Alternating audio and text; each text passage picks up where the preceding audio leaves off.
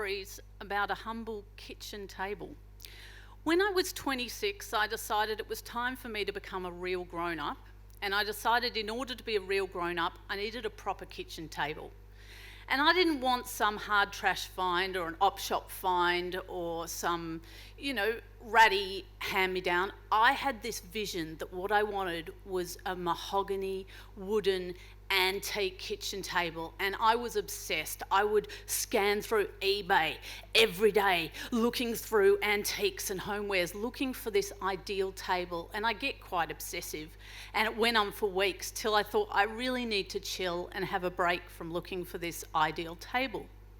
Around the same time of my life, I decided I wanted to get a better relationship with my dad.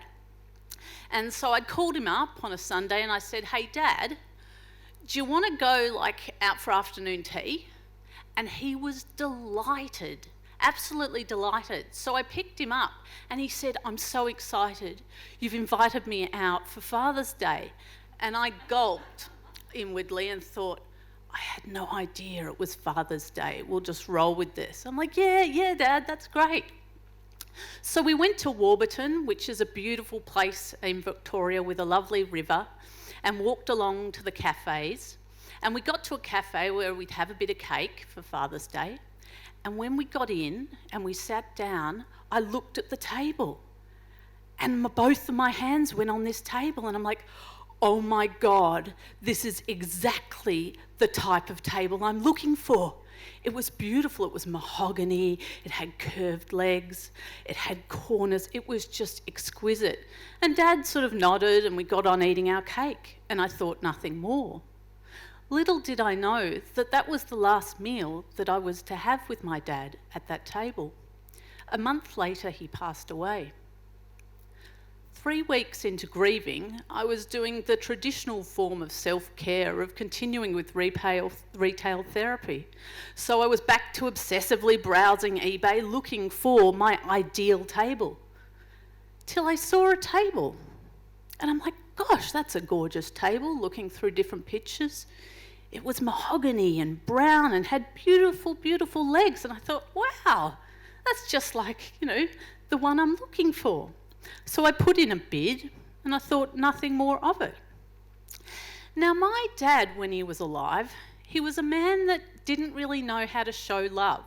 He loved my sister and I, but he didn't really know how to do love. So one way he showed it was if there was something he knew we really wanted, he would go out of his way to make it happen.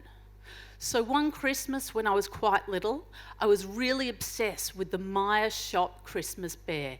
It had a little scarf and a little hat and I really, really, really wanted it. Every time I saw it, I was talking about this bear. And around Christmas, he called up the shop. They were out.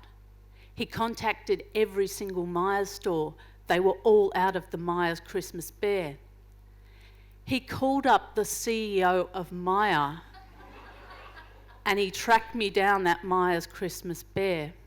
It's one of the benefits of having a bipolar dad that when he's on a high, he's super focused and nothing will get in his way.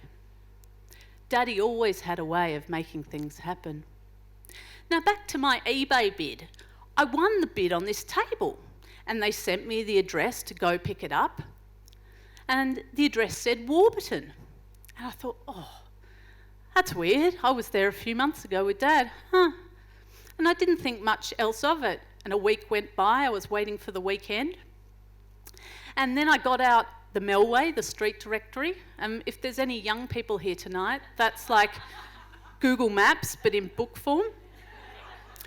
So I started my drive to Warburton. And when I got there, I started following it along. And I could see it goes down the main strip past all the cafes. I thought, Then I was in Warburton and I could see, the address sort of curves near that restaurant. So I curved in and then I could see it was right behind the cafe. So I parked my car and I start feeling really jittery and sensible parts going, well, this is just coincidence. Another part is going, oh my God. I curve round to a garage behind the cafe I'd had Father's Day afternoon tea with my dad. A man opened a roller door, and then I saw the table, and it was mahogany, and it had curved legs. And I said to the man, look, this is going to sound really, really insane, but several months ago in this cafe, I had afternoon tea at a table that looked just like this. And the guy said, yeah, the moment we got a bid on eBay for it, we put it down in the garage. There had been no price on it. It was just a table. The table that I had just bought was the table that I had my final meal on Father's Day with my father at. Daddy always had a way of making things happen.